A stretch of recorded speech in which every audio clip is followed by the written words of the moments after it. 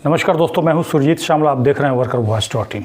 दोस्तों, आपको मेरे हाथ में एक लेटर दिख रहा होगा और ये लेटर है बिहार सरकार के वित्त विभाग के द्वारा मुझे बुलाया गया है। उसका कैसे बुलाया गया है, किस मामले में बुलाया गया है, ये सारी जानकारी दूंगा और साथ ही ये भी बताऊंगा कि बिहार सरकार का आखिर ऐसा कौन सा अधिकारी है या फिर कितने अधिकारी हैं जो सभी मिलकर के पिछले दिनों जिस तरह अमित शाह जी ने एक पोर्टल के द्वारा पूरे देश में अपना फजीहत करवा लिया, उसी तरह का फजीहत बिहार सरकार के वो अधिकारी नीतीश कुमार का भी कराना चाहते हैं। उम्मीद करूंगा कि इस वीडियो को आप अधिक से अधिक शेयर करेंगे ताकि नीतीश सरकार तक ये जानकारी पहुंच पाए और कम से कम ऐसे अधिकारियों को बुला करके वो पूछ सकें कि भाई साहब कानून में क्या लिखा हुआ है और आप क्या जवाब देते हैं। और ऐसे में कल को लोकसभा चुनाव के बाद विधानसभा चुनाव भी आना है और पूरे देश के साथ बिहार के भी लाखों करोड़ों जमाकर्ताओं का सहारा इंडिया के नाम पे पैसा ठगा गया है।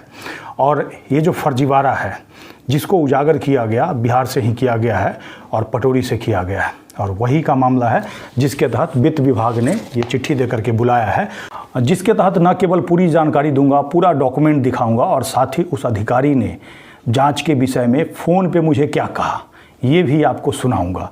तो दोस्तों, अनुरोध करूंगा इस पूरा वीडियो को देखिएगा, जिससे ये पता चल पाएगा कि आखिर जो राज्य सरकार है उनके अधिकारी किस तरह से सहारा इंडिया फर्जीवाड़े को पहले अंजाम दिलाते हैं, यानी कि देश के करोड़ों भोले भाले गरीब लोगों को लुटवाते हैं, उसके बाद उसको बचाने के लिए अनाप शनाप लिख करके ऑर्डर में भेज देते हैं। उनको इस तरह का ऑर्डर लिखने से पहले कम से कम ये तो सोचना चाहिए कि देश के लाखों जमाकर्ताओं को छोड़ दीजिए, खासकर वो बिहार के लिए बैठे हुए हैं तो बिहार के करोड़ों निवेशकों का पैसा फंसा हुआ है। ऐसी स्थिति में जब उनके पास कंप्लेन जाता है उनको कार्रवाई करना चाहिए और इसी के लिए उनको कुर्सी पर बैठाया गया है और हमारे टैक्स के पैसे से सैलरी दिया जा रहा है। तो आइए हम इस पूरी जानकारी को जानते हैं। दोस्तों, आपको बता दूं कि पूरे देश के तरह हमारे पटोरी में भी सहारा इंडिया फ्रॉड चल रहा था, जिसकी जानकारी मुझे मिली तो न केवल इसका शिकायत लगाया बल्कि पूरे देश को बताया और साथ ही सभी से अनुरोध किया कि सहारा इंडिया के नाम पे अगर आप पैसा जमा कर रहे हैं तो पैसा जमा ना करें, क्योंकि सहारा इंडिया का लाइसेंस आरबीआई ने 2015 में ही रद्द कर दिया है और ऐसी स्थिति में आपका पहले क्यू शॉप में ट्रांसफ़र किया गया और अब अलग अलग सोसाइटी में कन्वर्ट कर दिया गया और आपके पास जो पेपर है वो सहारा इंडिया का नहीं बल्कि हमारा इंडिया और सहारेना आदि अन्य सोसाइटी का है, जिसका पूरे देश के अंदर असर हुआ। लोगों ने पैसा जमा करना बंद किया और उसी के तहत हमने विभिन्न अथॉरिटी को कंप्लेन दिया, जिसके तहत सबसे पहले हमने पटोरी थाना में कंप्लेन दिया, एसडीओ को कंप्लेन दिया, डीएम को दिया, बिहार सरकार से लेकर के केंद्र सरकार तक सभी जगह शिकायत भेजा। हालांकि पटोरी एसडीओ के द्वारा तुरंत ही एक आदेश जारी किया गया, पटोरी थाना को जांच के लिए कहा गया। उनके तरफ से कोई भी कार्रवाई नहीं की गई, शायद ऊपर से दबाव था जिसकी वजह से वो कार्रवाई करने से बचते रहे। इसके बाद क्या हुआ, बिहार सरकार ने कानून बना रखा है कि अगर कोई सरकारी अधिकारी आपकी बात न सुने तो उसके तहत आप बिहार लोक शिकायत निवारण अधिकार अधिनियम के तहत शिकायत कर सकते हैं और उसके तहत हमने शिकायत किया। शिकायत करने के बाद हालांकि उसका पटोरी में सुनवाई होना चाहिए था, लेकिन डीएम समस्तीपुर ने अपने यहाँ उसका सुनवाई रखा और सुनवाई रखने के बाद पहले ही डेट में उस केस को क्लोज कर दिया और ये कह दिया कि इस एक्ट के तहत इसका सुनवाई नहीं हो सकता है। जबकि हमने एफआईआर नहीं दर्ज करने के खिलाफ शिकायत किया था और इस एक्ट में जाकर के देखिएगा तो एफआईआर अगर थानेदार के द्वारा नहीं किया जाता है तो इसके अंदर पूरी तरह से कवर्ड है। उसके साथ ही समस्तीपुर डीएम जो कि योगेंद्र सिंह हैं, उन्होंने ये लिख दिया कि इस तरह का अगर आपके साथ हुआ है तो आप इसके लिए बीपीआईडी एक्ट के तहत उप समाहर्ता समस्तीपुर को लिखित शिकायत दीजिए। जबकि ध्यान रहे, समस्तीपुर डीएम को कई बार हम शिकायत दे चुके हैं और उनको भी बिहार सरकार की तरफ से आदेश हो चुका है कार्रवाई करने का। और बीपीआईडी एक्ट के तहत डीएम डिस्ट्रिक्ट मजिस्ट्रेट जो कि अथॉरिटी होते हैं, अगर बीच में उन्होंने कानून में कुछ फेरबदल करके अथॉरिटी चेंज कर दिया तब भी डीएम की जिम्मेवारी बनती है कि उनके ज़िले के अंदर कोई भी इस तरह का फ्रॉड चल रहा है तो वो इस पे कार्रवाई करें। जबकि उनके तरफ से कोई कार्रवाई नहीं किया गया और इस तरह का लिख दिया गया, जिसके बाद हमने प्रथम अपील लगाया जो कि प्रमंडलीय आयुक्त दरभंगा प्रमंडल दरभंगा सह प्रथम अपीलीय प्राधिकार जो होते हैं उनके पास है। उन्होंने और भी मज़ेदार काम किया, जिसके लिए बता दूं कि 12/9/2023 को हमने प्रथम अपील लगाया था। उसकी पहली सुनवाई 20/10/2023 को होती है, उसके पहले कोई सुनवाई नहीं होती है और उसी दिन इन्होंने ऑर्डर कर दिया, जबकि उन्होंने ऑर्डर में लिखा है कि इसके लिए उन्होंने बजाबता नोटिस जारी करके जांच करवाया है। जबकि पहला सुनवाई 20/10/2023 को ही हुआ था और उससे पहले नोटिस का कोई भी प्रमाण हमें वेबसाइट पे नहीं मिला। इन्होंने अपने आदेश में लिखा है कि विषयांकित मामले के संदर्भ में लोक प्राधिकार उप विकास आयुक्त सह सक्षम प्राधिकार NBFC समस्तीपुर एवं वरीय उप समाहर्ता जिला बैंकिंग कोषांग समस्तीपुर को मामले की स्थानीय जांच की संयुक्त जांच प्रतिवेदन उपलब्ध कराने हेतु नोटिस निर्गत किया गया, जबकि कोई भी नोटिस हमारे जानकारी में उनको नहीं जारी किया गया और न ही कोई डिटेल हमें इसका मिला। उक्त नोटिस के आलोक में उप विकास आयुक्त सह सक्षम प्राधिकार NBFC समस्तीपुर, और ये साहब कौन है पता है? जब 10 अक्टूबर 2023 को बिहार के पटोरी में जन सुनवाई चल रही थी तो उस समय जो वहाँ के कार्यपालक DM थे, यानी कि DDC को ही कार्यपालक DM उस समय बनाया गया था, और जो DM है वो कहीं ट्रेनिंग के लिए गए हुए थे और उनके स्थान पे इनको समस्तीपुर DM का पदभार दिया हुआ था। और ये जब पटोरी आए थे तो मैं खुद इनसे मिला था। सुनिए एक बार। नमस्कार सर। और सर असल में क्या है ना, पटोरी के अंदर सहारा इंडिया का सर अभी भी ब्रांच चल रहा है। अच्छा अच्छा। और उसमें क्या है सर, आपके यहाँ से सर हमें जवाब दिया गया है कि तकरीबन 22 ब्रांच अभी भी चल रहा है। और इसके लिए जी सर 22 अक्टूबर 2022 को क्या हुआ है, वित्त विभाग से वित्त विभाग से सर आदेश आ गया है, अभी तक सर FIR नहीं। सवाल यह है कि ऐसे में लोगों का सर पैसा कैसे मिलेगा? हम तो जांच कराया तो पता चला कि बंद है। नहीं आपके यहाँ आएंगे तो खुला रहेगा सहारा। हाँ बिल्कुल चलिए मेरे साथ, कहिएगा तो चलेंगे हम आपके साथ। और सबसे बड़ी बात है कि यहाँ थाना के द्वारा SDO मैडम ने जांच करवाया है। उसमें सर वो कह रहे हैं, जो थाना के जांच अधिकारी हैं वो कह रहे हैं कि हाई कोर्ट के आदेश से खुलता है, जबकि ऐसा हाई कोर्ट का सर कोई आदेश ही नहीं है। मैडम के भी संज्ञान में दिए हैं और हम सर री जांच के लिए कहे हैं। देखिए लाखों लोगों का सर पैसा है। और सबसे बड़ी बात है सर आपसे अनुरोध करेंगे, चूंकि देखिए देरी जो हो रहा है सर, इसके वजह से सर फर्जीवाड़ा बढ़ते जा रहा है। और पक्का सर, भरोसा रखे सर, ठीक है सर।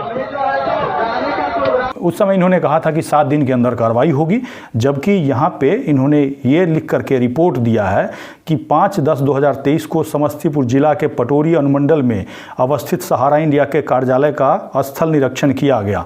5/10/2023 यानी कि हमसे जो मुलाकात हुई थी उसके 5 दिन पहले। निरीक्षण के दौरान कार्यालय में मौजूद विभिन्न कागजातों एवं फाइलों की जांच की गई। शाखा प्रबंधक सहारा इंडिया, ये जान लीजिए, शाखा प्रबंधक यानी कि फाइनेंशियल कोई कंपनी है या फिर बैंक है, उसी में शाखा प्रबंधक होते हैं। मेरे जानकारी हिसाब से पटोरी समस्तीपुर से उनकी शाखा पर लगाए गए आरोप के संबंध में परीक्षा किया गया एवं परीक्षा के उत्तर में उनके द्वारा बताया गया कि सहारा इंडिया संस्थान द्वारा भारत सरकार एवं रिजर्व बैंक ऑफ इंडिया के द्वारा दिए गए निर्देशों की अवहेलना नहीं की गई है। आगे लिखा है कि वर्तमान में माह मार्च 2022 में उच्च न्यायालय नई दिल्ली की बात संख्या 869/2021 के माध्यम से सोसाइटी को कार्यों पे अस्थायी रोक है, जिसका 100% पालन किया जा रहा है। कोई भी धनराशि सोसाइटी योजना के तहत प्राप्त नहीं किया जा रहा है। आगे है, सहारा इंडिया एक पंजीकृत पार्टनरशिप फॉर्म है। अब ये देखिए, सहारा इंडिया को इन्होंने कह दिया कि ये पार्टनरशिप पंजीकृत फॉर्म है, यानी कि हम और दो आदमी मिलकर के कोई बिजनेस शुरू करते हैं तो आपस में पार्टनरशिप कर लेते हैं कि हमारा 40% होगा इस बिजनेस में, आपका 60 होगा। इस तरह का एक तैयार कर लेते हैं और उसको रजिस्टर्ड करा लेते हैं, ये बता रहे हैं वो है। और आगे लिखा है, NBFC के किसी व्यवसाय से संबंधित नहीं है। प्रत्येक कार्यालय में पंजीकृत सोसाइटी से संबंधित ग्लो साइन बोर्ड लगा है जिसमें बैंक शब्द का उल्लेख नहीं किया गया है एवं सहकारी समितियों में धनराशि जमा करने वाले सम्मानित जमाकर्ता सहकारी समिति के मेंबरशिप फॉर्म दाखिल कर सहकारी समिति के सदस्य बनाते हुए अपनी धनराशि सहकारी समितियों की योजना में धन निवेश करते हैं। पटोरी में निवेशकों के पैसा लौटाने की जगह विभिन्न सहकारी योजनाओं में पैसे को झांसा देकर कन्वर्ट करने के आरोप के संबंध में बताया गया कि निवेशकों के मैच्योरिटी का पुनर्निवेश निवेशकों के स्वीकृति एवं उनके द्वारा दिए गए सहमति पत्र के आधार पर ही किसी अन्य योजनाओं में निवेश किया जाता है। आगे लिखा है कि माननीय सर्वोच्च न्यायालय के आदेश दिनांक 29/3/2023 के आलोक में सम्मानित जमाकर्ताओं के राशि भुगतान हेतु भारत सरकार द्वारा ऑनलाइन दावा प्रस्तुत करने हेतु रिफंड पोर्टल का शुभारंभ 18 जुलाई 2023 को किया गया है। थानाध्यक्ष पटोरी के द्वारा दिनांक 3/5/2023 को अनुमंडल पटोरी पदाधिकारी पटोरी को सहारा इंडिया द्वारा गैर कानूनी तरीके से शाखा संचालित कर निवेशकों से फर्जी तरीके से पैसा उगाही करने के संबंध में जांच प्रतिवेदन प्राप्त किया गया, जिसमें किसी प्रकार का लेन देन नहीं करने की बात की गई है। अब इनके एक एक बातों का जवाब मैं प्रूफ के साथ देने जा रहा हूं कि कैसे, देखिए, ये लोग सहारा के तरफ से अपने आप कुछ से कुछ लिख करके ऑर्डर में लिख देते हैं, पढ़ते भी नहीं है कि उनके पास रिपोर्ट क्या गया, थाना क्या कह रहा है, और जो डीएम बने हुए थे वो क्या कह रहे हैं, उनको भी मैं फ़ोन रिकॉर्डिंग के ज़रिए सुनाऊंगा। अब एक एक करके इसको जानते हैं। ये जो लेटर आप देख रहे हैं, सहारा इंडिया के पटोरी मैनेजर ने 19 फरवरी 2022 को ये थाना में हमारे खिलाफ शिकायत दिया था। हालांकि इन्होंने हमारा नाम नहीं लिखा था, बल्कि वीडियो का जिक्र किया था, और उसी के बाद पूरे देश के अंदर लोग जागरूक हुए और पैसा जमा करना बंद किया। और इसमें इन्होंने स्वीकारा है कि अपने एजेंट के माध्यम से और ऑफिस स्टाफ के माध्यम से बैंक चलाते हैं, पैसा का लेन देन करते हैं, ऐसा इन्होंने लिख करके खुद थाना में दिया था। थाना से ही मुझे ये कॉपी प्राप्त हुआ। इससे ये साबित हो गया कि सहारा इंडिया बैंक के नाम पर ही लोगों से पैसा लिया जा रहा है। और ये जो बात कह रहे हैं कि पैसा नहीं लिया जा रहा है, इस बात को ये झूठ साबित करता है। और दूसरा जो है, ये वाला लेटर है हमारा, जो कि आरबीआई के द्वारा जारी किया गया था। ऐसे ही सोसाइटियों को आगाह किया गया था, चेतावनी दिया गया था। आरबीआई ने लिखा है कि आरबीआई के संज्ञान में यह आया है कि कुछ सहकारी समितियां गैर सदस्यों नाम मात्र के सदस्यों सहयोगी सदस्यों से जमा स्वीकार कर रही है, जो कि बीआर अधिनियम 1949 के प्रावधानों का उल्लंघन करते हुए बैंकिंग कारोबार करने के समान है। और बैंकिंग कारोबार करने के लिए बैंक का लाइसेंस चाहिए, ये बात इसमें लिखा हुआ है। यानी कि पैसा जो लेन देन कर रहे हैं उसके लिए डीएम साहब या फिर जो भी अब डीडीसी साहब हैं, उनको ये पता होना चाहिए कि आरबीआई का लाइसेंस चाहिए। भले ही आपने अपने नाम में बैंक लगाया चाहे नहीं लगाया, आपने पैसा अगर लिया है तो ये बैंकिंग कारोबार करने के समान है। इसको पढ़िए, कानून के किताब में भी लिखा हुआ है और उस एक्ट का भी नाम लिखा हुआ है। और साथ ही हमने जो शिकायत दिया है उसमें ये डॉक्यूमेंट आपको दिया है। जबकि डीडीसी समस्तीपुर यानी कि अखिलेश सिंह जी को एक और जानकारी देना चाहूँगा। वो ये कह रहे हैं कि सहारा इंडिया ने कोई कन्वर्जन करके कोई फ्रॉड नहीं किया, जबकि वित्त मंत्री सीतारमण जी उनसे ज़्यादा जानकार हैं। उन्होंने लोकसभा के अंदर 15 मार्च 2021 को खुद ही स्वीकारा है कि एसएफआईओ ने इस तरह का फ्रॉड पकड़ा है और उसका जांच चल रहा है। इनिशियली जांच में उन्होंने पाया है कि लोगों का पैसा ज़बरदस्ती, फोर्सफुली और ठग करके कन्वर्ट किया गया। और प्रमंडलीय आयुक्त दरभंगा ने अपने आदेश में ये लिखा है कि पटोरी थाना अध्यक्ष के द्वारा जांच में ये पाया गया कि पैसे का कोई लेन देन नहीं हुआ है। जबकि ये जो रिपोर्ट है वो थाना अध्यक्ष का नहीं है, बल्कि एक एसआई ने अपने पद का दुरुपयोग करते हुए थाना अध्यक्ष के जगह खुद ही पटोरी एसडीओ को चिट्ठी लिख दिया और ये कहा कि उसने गुप्त जाँच किया है। और गुप्त जांच करके उसने सहारा को क्लीन चिट दिया था, जिसकी जानकारी हमने काफ़ी पहले दी थी। जबकि उन्होंने ये नहीं लिखा है कि पैसे का लेन देन नहीं हो, बल्कि ये लिखा है कि आवेदक द्वारा सहारा इंडिया के शाखाओं से अवैध उगाही की बात की गई है।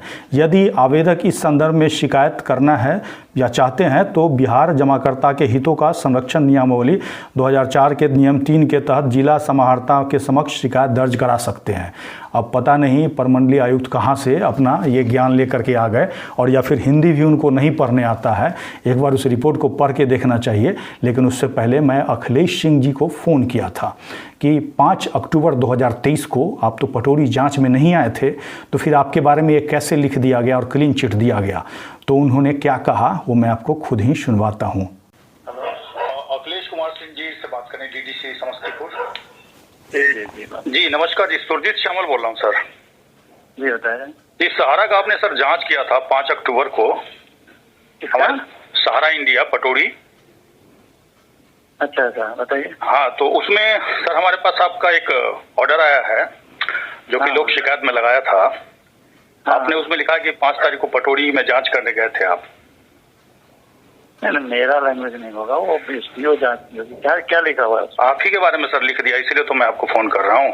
जबकि मुझे जहाँ तक जानकारी आपसे मिला भी था सर। 5 अक्टूबर को नहीं गए, हम नहीं गए। तो ये जो थी ना, क्या कहते हैं, बैंकिंग इंचार्ज होगी, वो लिखी हुई कि मैं गई। नहीं, संयुक्त रूप से सर लिख दिया गया है ना, इसीलिए तो मैं आपको फोन कर रहा था। और आप तो 10 तारीख को आए थे, 10 अक्टूबर को आपकी हमारी बात भी हुई थी। और सर इसमें ये भी लिख दिया गया है, संवाद में गए थे। जी, हम अभी एक पटना मीटिंग में है, तो आप शाम में बात कीजिएगा। शाम में भी बात करेंगे। एक सेकंड बस। असल में क्या है ना सर, उसमें आपके बारे में लिख दिया कि आपने लिखा है कि पार्टनरशिप फार्म है और उसके अंदर में सोसाइटी चलता है, जबकि ऐसा हो ही नहीं सकता है सर। किसका? वो सहारा इंडिया लिख दिया है जो सोसाइटी फार्म है, सॉरी पार्टनरशिप फार्म है। और उसके अंदर में सोसाइटी चल रहा था, ऐसा लिख दिया है। अब अभी हमको याद नहीं आ रहा है ना, हम हाँ। मीटिंग में हम बोले ना शायद तो शाम में या कल सुबह बात की जाए। हाँ, पटना जरूर। में आ गए हैं ज्ञान भवन में। जरूर सर, थैंक यू।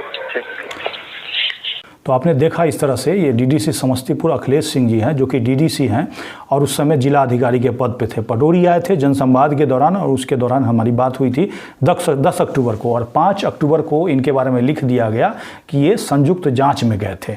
तो इस तरह से देखिए कि बिहार सरकार के अधिकारी कैसे सहारा इंडिया फ्रॉड के ऊपर लीपापोती करने की कोशिश कर रहे हैं। अब इन्हीं सभी बातों को ध्यान में रख करके हमने सेकेंड अपील लगाया है, जिसका विभागीय सचिव या प्रधान सचिव वित्त विभाग के द्वारा इसकी सुनवाई की जाएगी। सभी बातों को ध्यान में रख करके हमें बस 2 ही मांग है, या तो फिर आप थाना से FIR करवाइए या फिर डीएम के तहत जो BPID एक्ट कह रहे हैं उसका FIR करवाइए, क्योंकि हमारे पास वित्त विभाग का ये लेटर भी है जिसके तहत डीएम को ऑलरेडी आदेश हो चुका है, जबकि डीएम जो है बिहार सरकार का आदेश ही नहीं मान रहे हैं। अब इसमें ये देखना है कि अगर ये आदेश नहीं माना जाता है, लोगों का पैसा नहीं मिलता है, तो कहीं ना कहीं नीतीश सरकार की फजीहत होनी तय है। क्योंकि नीतीश बाबू से अगर एक डीएम नहीं सुन रहे हैं तो फिर उनको कुर्सी पे बैठे रहने का अधिकार है या नहीं, एक बार आप कमेंट्स करके ज़रूर बताइएगा। क्योंकि लोकसभा चुनाव के बाद विधानसभा का भी चुनाव आएगा, और आपको बता दें कि आपका पैसा किसी ने ले लिया और पैसा वापस नहीं कर रहा है, तो इसके लिए सरकार के पास कानून है।